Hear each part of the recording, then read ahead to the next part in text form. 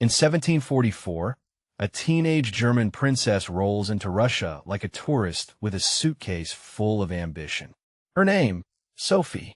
Her future, everything. First, let's set the stage. Here's the world our story unfolds in, around 1774, with Constantinople right at the heart of it.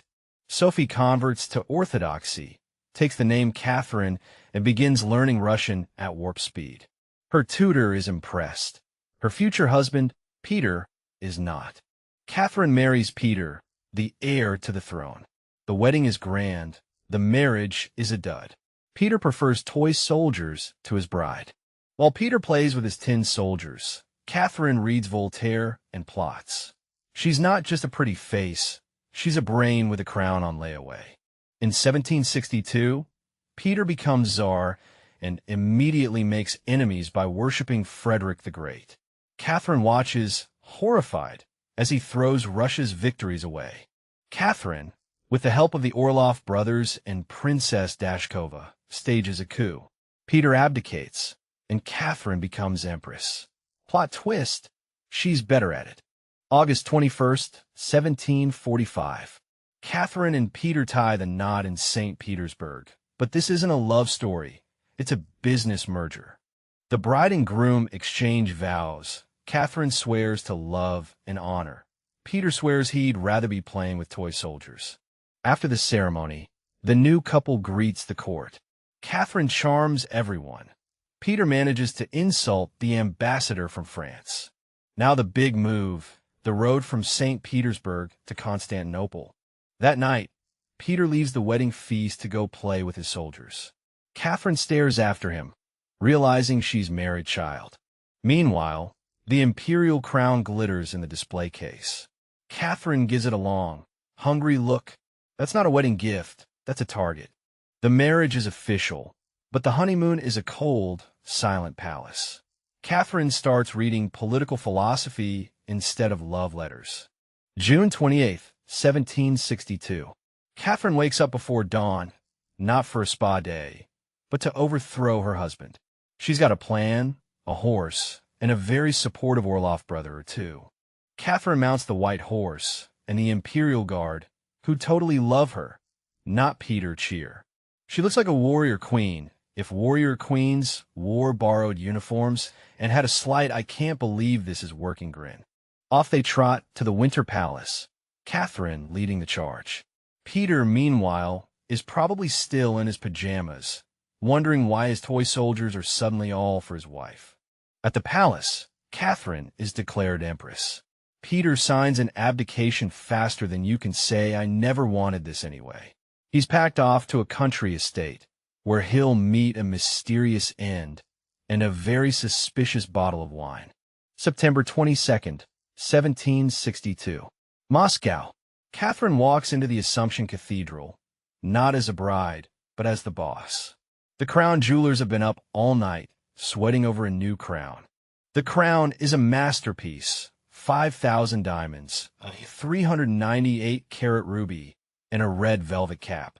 It weighs almost 5 pounds. Catherine's neck is about to get a workout. The archbishop places the crown on her head. Catherine's smile is radiant, but her eyes say, "This is mine now, and don't you forget it." The court erupts in cheers. Catherine sits on the throne, the crown gleaming. She's not just empress, she's a force of nature. Peter III is already a footnote, and Russia is about to get a serious upgrade. Catherine the Great, fresh off her coup, decides to write a constitution. She calls it her nakaz, which is Russian for instruction, but really it's her way of saying, "Let's be enlightened, folks." But Catherine doesn't just write a list of laws. She cribs from the Enlightenment's greatest hits: Montesquieu, Beccaria, Voltaire. It's like a mixtape of progressive ideas, and she's the DJ. And here's Constantinople up close, where her story really plays out. Now, to make this official, Catherine summons a legislative commission, over 500 delegates from every corner of Russia, from nobles to peasants. It's like the world's most diverse book club, but with more fur hats. Catherine presents the nakaz to the assembled delegates. They're impressed, some even weep with joy. But the nobles are sweating because Catherine just suggested that maybe, just maybe, serfs deserve a little less being owned. In 1772, Frederick the Great, who has been eyeing Poland like a hungry fox at a henhouse, decides to host a lovely little land grab tea party. And Catherine? She RSVPs, yes, before the invitation even arrives. Poland, meanwhile, is blissfully unaware, busy doing what Poland does best, arguing with itself about who gets to be king. The neighbors see an open buffet and bring their own plates. Catherine signs the Partition Treaty with a flourish, and just like that, Poland loses a third of its territory. She doesn't even spill her tea. Impressive, really. In 1768, the Ottoman Sultan, Abdul Hamid I, gets tired of Catherine's Polish antics. He declares war, hoping to teach the upstart Empress a lesson. Catherine, meanwhile, is at a ball when the news arrives. She doesn't flinch, she just raises an eyebrow and whispers, "Oh, how delightful." Catherine assembles her generals, including a young hothead named Alexander Suvorov, who's already planning to turn the Ottoman advance into a guided tour of disaster. The first battles are a mess. Both sides fumble like clumsy dancers, but the Russians start to find their rhythm, and the Ottomans start to lose their nerve. Suvorov, the mad genius, wins a stunning victory at Kozludza.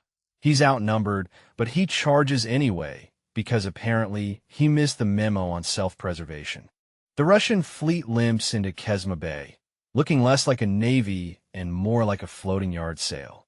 But tonight they've got a plan. The Ottomans, smug in their numbers, don't even bother to raise the alarm. Big mistake. Huge. As night falls, Alexei Orlov unveils his secret weapon, fireships. Basically, floating Molotov cocktails with delusions of grandeur. The first fireship rams an Ottoman vessel, and the bay erupts into a blazing inferno. The Ottomans scramble, but it's already a barbecue. Chesma Bay becomes a floating bonfire. Ottoman ships, chained together for safety, now burn in a daisy chain of doom. By dawn, the Ottoman navy is a smoking graveyard. Alexei Orlov, the man who'd never commanded a fleet, just won the war at sea. Rumyantsev, the old warhorse, thunders across the steppe, his army a well-oiled machine, which is more than we can say for the Ottoman supply line. At Larga, Rumyantsev catches the Ottomans napping literally. Their general is mid-siesta when the Russians crash the party. The Russians win big, but Rumyantsev doesn't pop champagne. He points at the next target, Kagul. No rest for the victorious, he shrugs. Kagul, 150,000 Ottomans versus 30,000 Russians. The odds are so lopsided, even the Ottoman horses look embarrassed. July 21st, 1774. The ink is barely dry, and Catherine the Great is already mentally redecorating her new southern rooms. The Ottoman diplomat, Abdul Hamid's proxy, signs with the enthusiasm of a man signing his own eviction notice. The treaty grants Russia the Crimean Khanate's independence, which is like giving a kid a free puppy that Catherine absolutely plans to adopt. Russia also gets the port of Azov and a chunk of the Black Sea coast. Catherine now has a warm water window to the world and a serious case of expansion fever. Catherine the Great points at Crimea on her mental map, grinning like a cat who just spotted a very large, very slow goldfish. The Crimean Khan, Sahin Jiri, gets the memo. His independence is now a polite fiction. He packs his bags, muttering about ungrateful neighbors. Catherine signs the annexation decree with a flourish, then hands it to Potemkin. "Make it pretty," she says. He frames it immediately. Sevastopol rises from the dust, a brand new city with a naval base. Catherine and Potemkin toast to their Black Sea beachfront property. Grigory Potemkin, the one-eyed giant with a plan, strides into Catherine's court. He's not just a pretty face, he's got a whole new empire to build. Catherine, ever the talent scout, sees a man who can get things done. She promotes him to chief minister on the spot, because why not? He's got the best resume in Russia. Potemkin's first task, tame the wild southern steppe. He's got a map, a dream, and a plan for cities that will rise from the dust like mushrooms after rain. But Potemkin isn't just a dreamer, he's a doer. He starts building cities, ports, and roads, turning the wild steppe into a Russian paradise. Catherine's jaw drops at the progress. Catherine's carriage rolls through a triumphal arch, and she waves like a queen at a parade, which technically she is. The ambassadors behind her are less amused. The road to Crimea is lined with freshly painted villages. Catherine nods approvingly. Potemkin whispers, "We built these just for you." She doesn't ask how fresh. At a crossroads, Catherine orders a halt. She steps out, plants a flag in the dirt, and declares, "This is where Russia begins." The flag is slightly crooked. The ambassadors scribble notes about Potemkin villages in their diaries. Catherine pretends not to notice. Potemkin pretends the paint is dry. The Ottoman Sultan, Abdul Hamid I, is furious. He's just lost Crimea, and now he's got Britain and Prussia whispering sweet revenge in his ear. But Catherine's not scared. She's got Potemkin, a new fleet, and a whole lot of hubris. Let them come, she practically purrs. The Ottoman army marches north, a sea of red and gold, ready to reclaim their lost lands. They're confident. They have a plan. It's a terrible plan.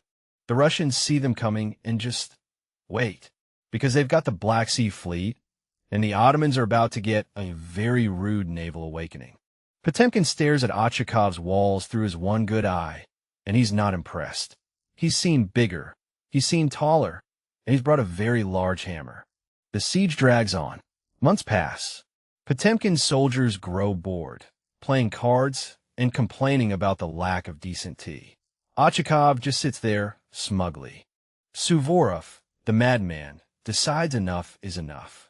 He orders a full assault, right into the teeth of Ottoman cannon fire. His soldiers cheer because they're either brave or insane. The walls break. Russians pour through the breach like a flood of fur hats and bayonets. Ochakov's defenders raise a white flag, but it's a bit late for that. December 22nd, 1790. Suvorov's men have been waiting for hours, freezing their fur hats off. He finally gives the signal, a single dramatic point at the fortress.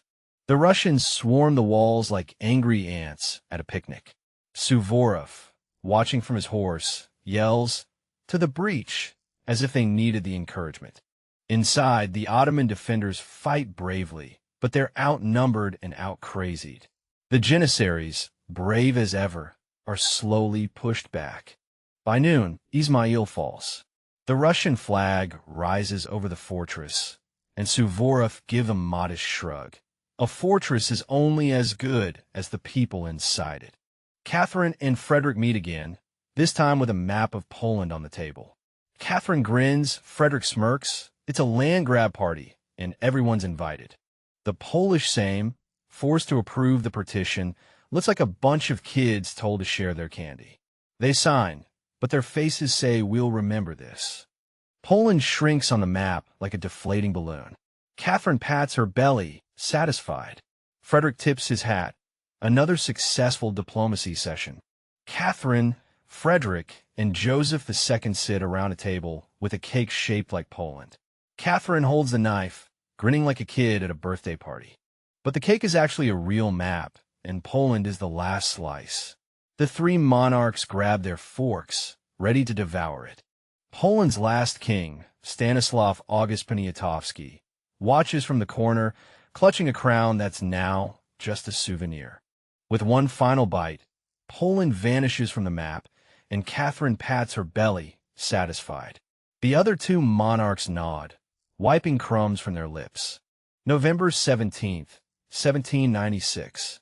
Catherine the Great, the Empress who ate Poland for breakfast, suddenly finds herself unable to get up from the toilet. Her last words are reportedly, "Give me a glass of water." A fittingly grand finale for a woman who once said, "I shall be an autocrat. That's my trade." Within hours, the news spreads through St. Petersburg like wildfire. The court is in chaos. Who will take the throne? Spoiler, it's her son, Paul, who she kind of hated. Catherine lies in state, dressed in her finest, looking almost peaceful.